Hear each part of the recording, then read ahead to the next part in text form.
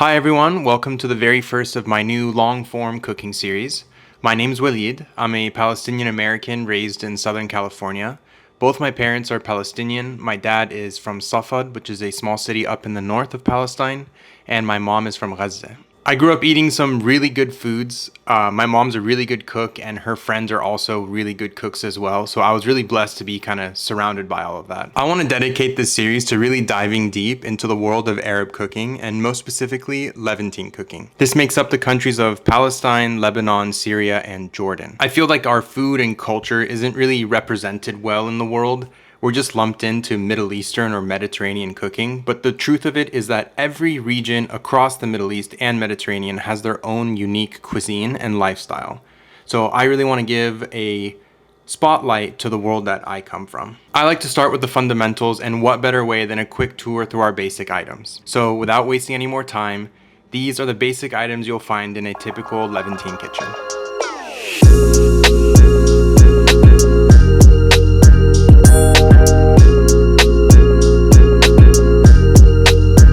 I'm going to start with the spices. This is probably the most important piece to any kitchen because it's the base of all of our flavors. So I'm going to go through this in alphabetical order. First, we have Aleppo pepper. This is a top 5 spice for me. It's a fruity, smoky chili pepper that's grown in Syria and southeastern Turkey. We call it filfil halabi, and halab is just the name for Aleppo in Arabic.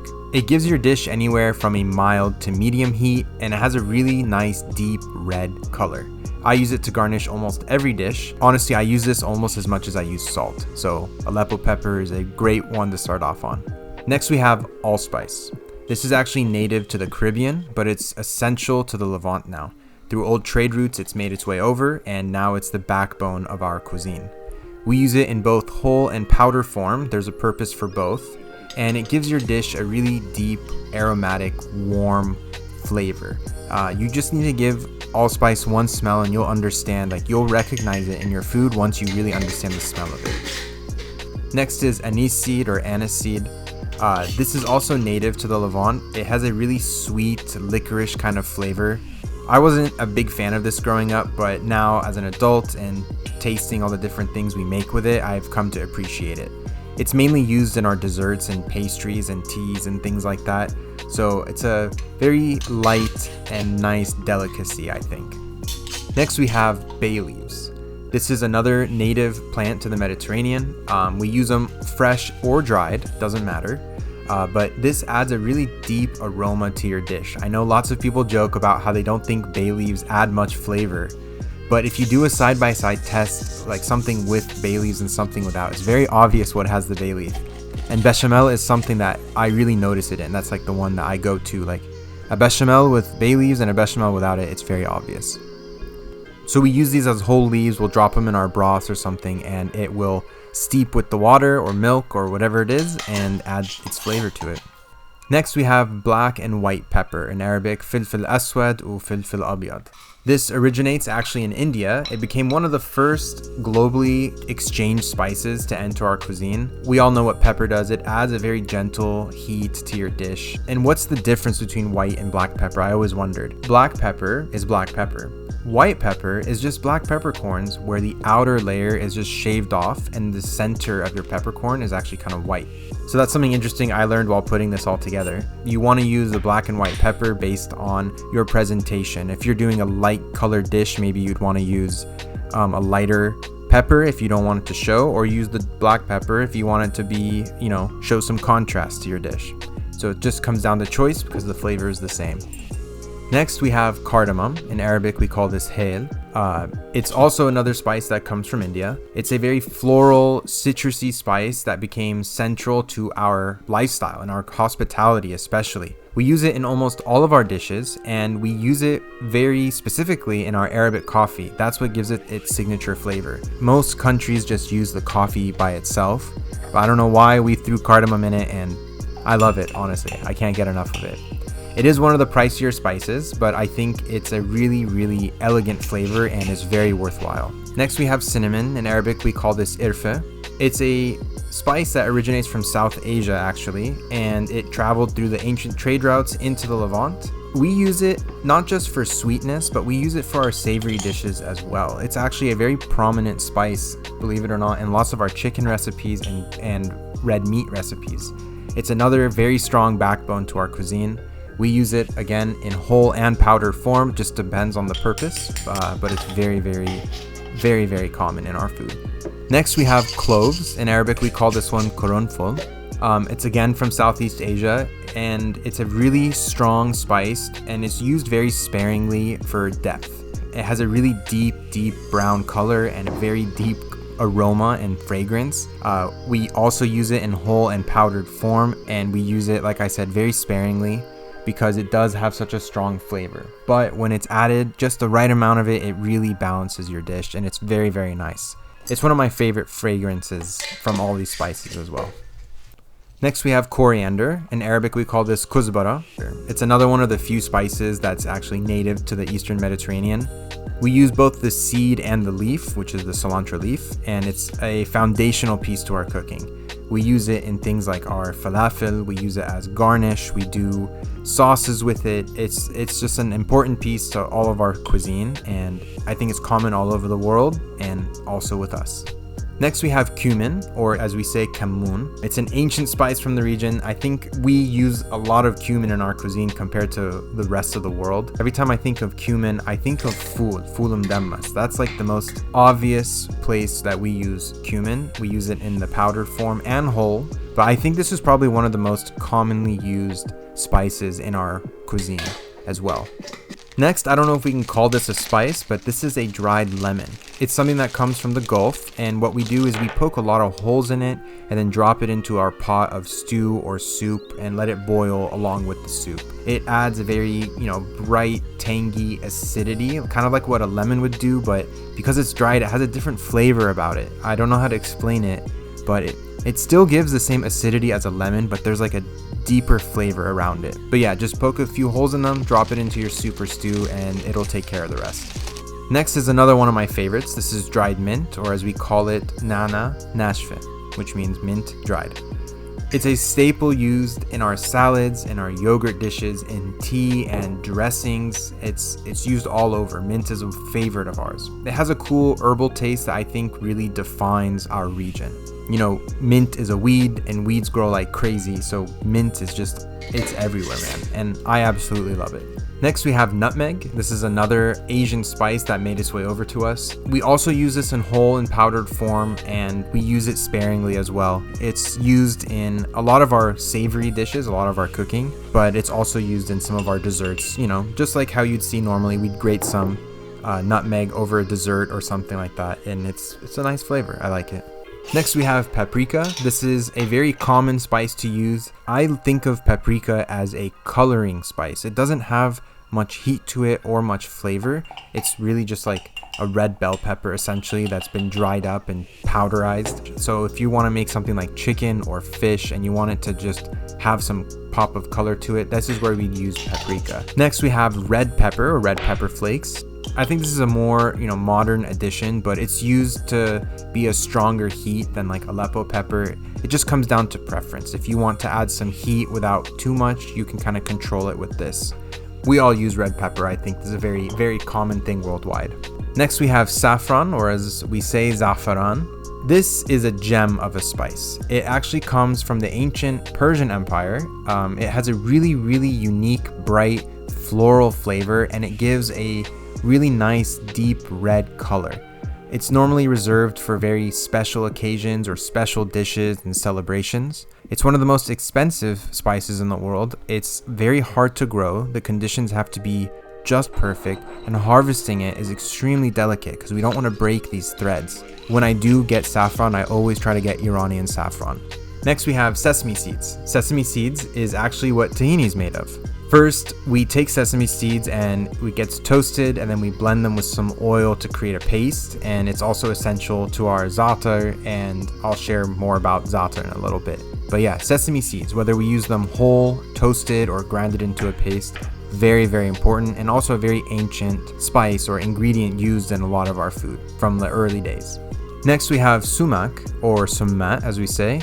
It's another native Middle Eastern spice. It's known for its bright, lemony acidity. It's a berry that's dried and ground up into this really iconic, I think, purple powder.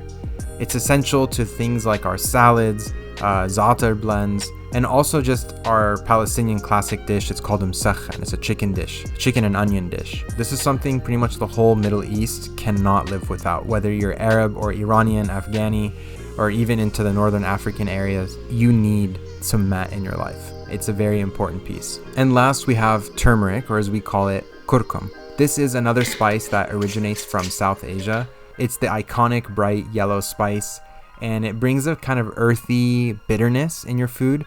I use it to color my rice yellow whenever I want to do yellow rice. We also throw it in some stews and also in a lot of our wellness traditions across the region. So turmeric, another classic spice that's used in our cuisine and also all over the world.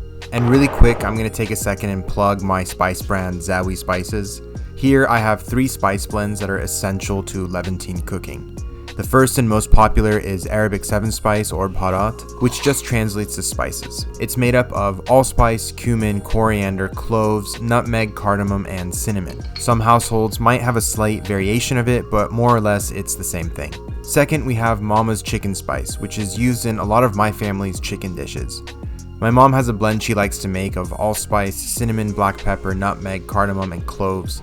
This one is pretty unique to my house. I haven't seen it used really anywhere else.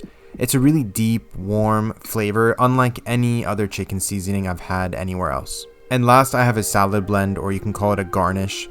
This is the blend I use to make fattoush with, but honestly, I dress pretty much every salad with this. I even use it as a garnish on a lot of my plates as well. It's just a very nice, easy spice you can just throw onto your food if you want to add some unique flavor to it. The purpose of these blends is to make our food more accessible to the world. Mixing spice blends is really tedious, and it would honestly stop me from trying recipes sometimes, so having blends ready to go really lets you focus more on the actual cooking.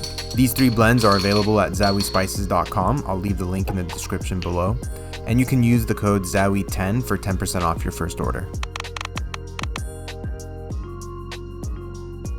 Za'atar is a staple in every house. We all hold za'atar in the highest level of respect. Of all the flavors that define our region, this I would say is the most prominent. There's za'atar the plant, which you can call Syrian oregano.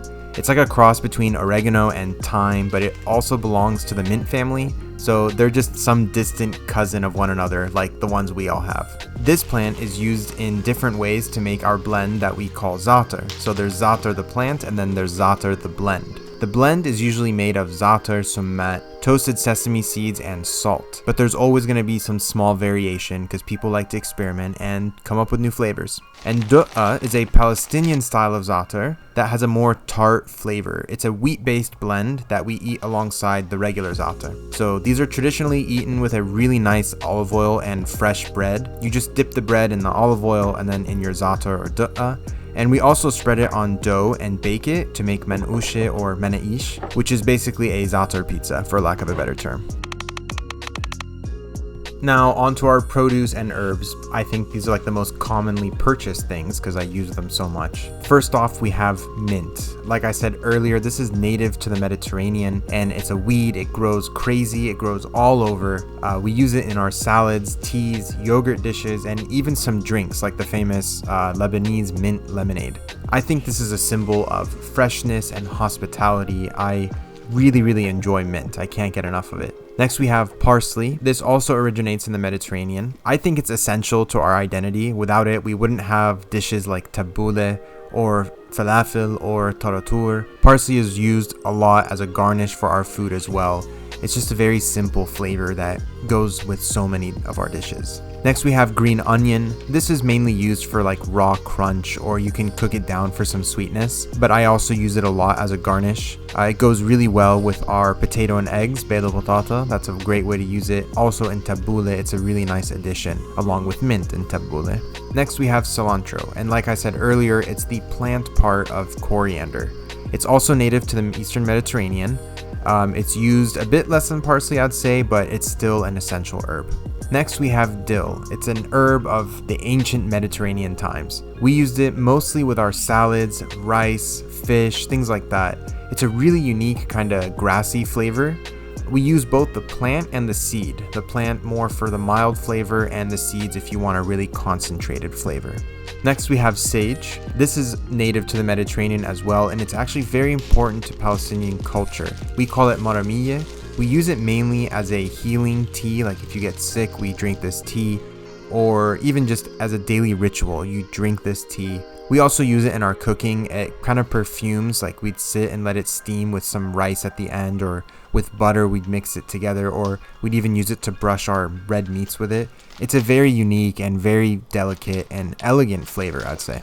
Next we have garlic. We all know this one. Garlic is essential in every cuisine, and if a recipe calls for 3 cloves of garlic, you use 10. I don't know why we do this, we just do. But for any recipe that uses raw garlic, don't do that. Just use what's recommended. Raw garlic burns. But garlic is necessary for us to make toum and a lot of our marinades and stews. Next we have onions. Whenever we talk about onions, we're usually referring to the regular yellow onion, but we do also use red onions as well. We'll stew them, we'll saute them, we'll do everything with onions. Eat them raw, it doesn't matter. We love them. We use them for crunch, sharpness, or some sweetness. Next we have lemon, and what would we do without the lemon? It's arguably the most important part of our cuisine, because without it, everything falls apart. This is how we brighten our salads, our dressings, our soups, and our marinades. Next we have tomatoes, and when we talk about tomatoes, there's 3 tomatoes that we usually go to. There's the Roma tomato, there's the Campari tomato, and there's cherry tomatoes. The Campari and cherry tomatoes, we usually just eat these fresh. That's how it goes. They're smaller, they're more concentrated with flavor, so it works really well if you just eat them raw. And then Roma tomatoes, we'll eat them raw as well, we'll put them in salads, but we'll also stew these ones. We'll peel them and then add them to our stews, because they're large enough that they hold enough water in them that we can get a nice base out of it for our sauces. And next we have cucumbers, but specifically the Persian cucumber. These, in my opinion, are also the best cucumber. Because they're smaller, they have more flavor to them, just like the tomatoes, and we usually just slice these fresh and munch on them with whatever we're eating, or we'll add them to our salads or even our yogurt. And last, we have potatoes. These are common, I think, in every culture. Everyone uses potatoes. Who doesn't like a baked potato, a fried potato, or a stewed potato? It's just a classic addition to any dish. So usually we'll use russet potatoes or white potatoes. Those are the 2 that you'll find.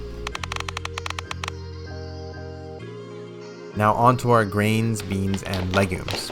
Starting strong, we're going with basmati rice. This is a long grain rice. It's very fragrant, and we use this one quite often. A lot of our dishes are influenced from like Persian culture or South Asian culture. Think kabse, think mandi, think of the different polos. Next we have Egyptian rice. It's a short grain rice, and think of it as your everyday use. It's really starchy and it's also a bit creamy by default, but this is the rice that we'd use to stuff vegetables. So think zucchini, think grape leaves, think cabbage, things like that. Next we have vermicelli noodles.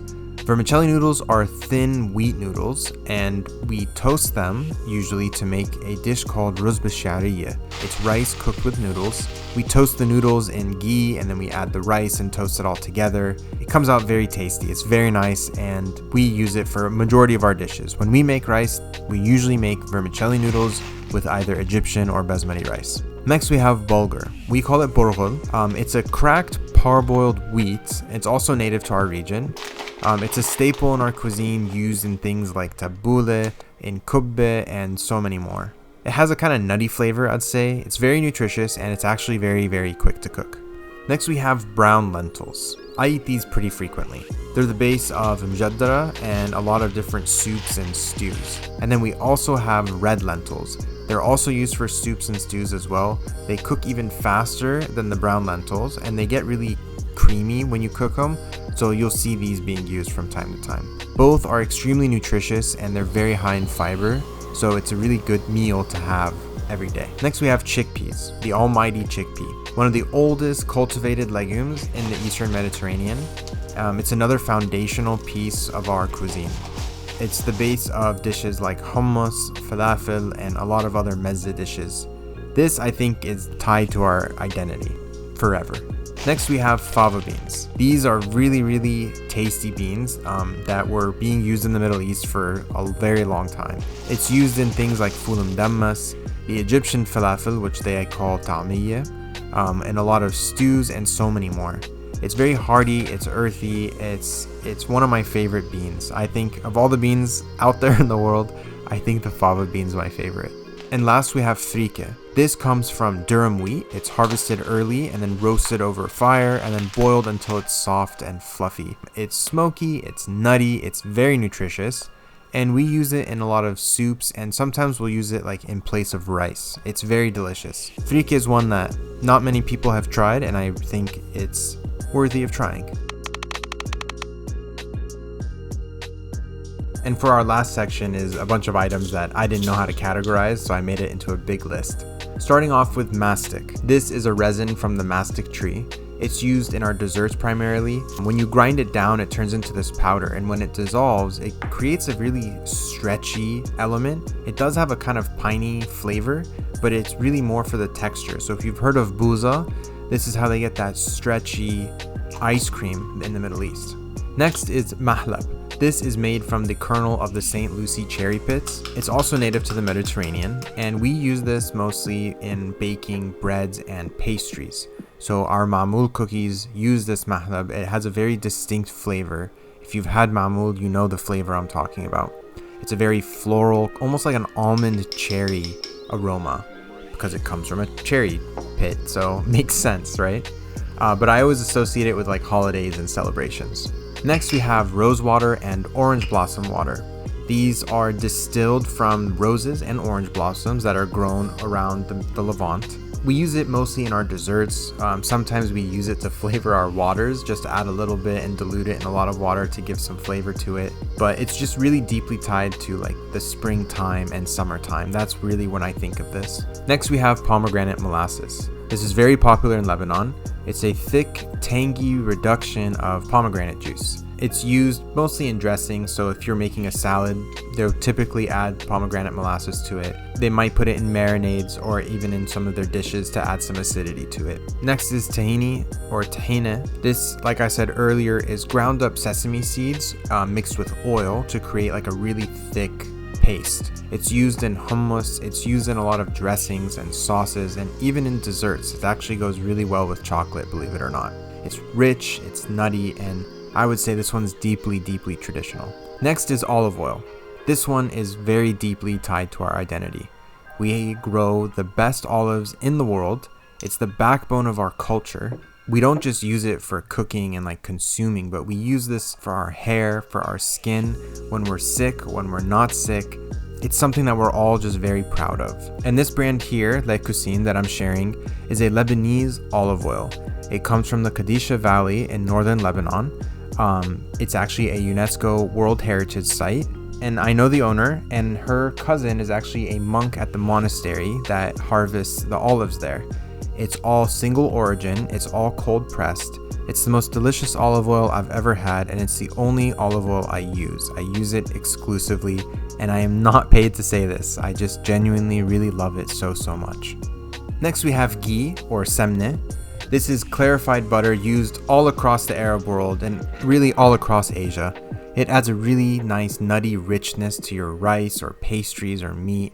It's usually used in like a celebratory way because it's like a luxury kind of fat to use, so that's how I think of it. And then there's always going to be some neutral oil. The neutral oil is maybe canola oil or vegetable oil. I'm modern, so I use avocado oil. The whole point is to have something that has a high smoke point in case you want to fry something. Next we have plain yogurt. This is different than Greek yogurt. Greek yogurt is much more thick and it's tangier. This is a very soft flavor here. So when I talk about plain yogurt, I'm talking about this. We eat it similar to how some people use sour cream, but we also do make stews with it. Which leads us to lebne, or some call it lebne. This is strained yogurt. So basically the plain yogurt that's slightly dehydrated so the water is gone, and you're left with like a more thick, creamy, spreadable yogurt. Lebne, I would say, is our we have food at home meal, if you know what I mean. We would plate it with some olive oil and za'atar and go at it with a piece of bread. Next we have white cheese, or jibna beda. This cheese here, this is Akkawi cheese. It's a very Levantine style cheese. Think of it like a salty mozzarella. It's my favorite cheese because it tastes so good straight out of the jar, but it also melts really well, it gets super stretchy, and it fries really well. So it has 3 checks all around. It's the perfect cheese. Next we have shatta. Shatta is our hot sauce. This is my favorite kind of hot sauce. It is actually extremely hot, but I use it in sandwiches like my falafel wraps or even shawarma wraps. I'll sometimes mix it in my plate if I'm having a stew or something to add some heat, but it's a very nice flavor. Next is semolina. We use semolina to bake breads, to make cake, and we use it to make cookies as well. And last but not least is pita bread, or khubz arabi. This is the traditional, iconic pita bread. When you heat it up, it creates that air pocket in the middle. The way we use this is we'll rip it down the middle and we'll fill the pocket and make a sandwich like that. Or we'll rip it down the middle long ways and we'll flatten it and make a wrap out of it, like how you'd make a shawarma wrap. I think pita bread is very symbolic to our culture because it's the most consumed carb in our world. And it's a symbol of sharing because you'd take your bread, you'd rip it, you'd give half to the person across from you, and then you'd sit and talk and have your meal. It's just something that brings community and people together, I think. If you've made it this far, thanks so much for watching. If you think I left something out, please just leave it in a comment below. I'm sure I did miss something. But the point of this is to kind of create a community where we can all just learn and understand this part of the world that I think is super underrepresented. So yeah, and from here on out, I'm going to be sharing different recipes from our world, again starting with the basics. So I'm going to shoot for once a week, might be once every other week, but we'll see how this goes this year. So if you'd like to see more of Levantine cooking, give me a follow, and till next time, peace.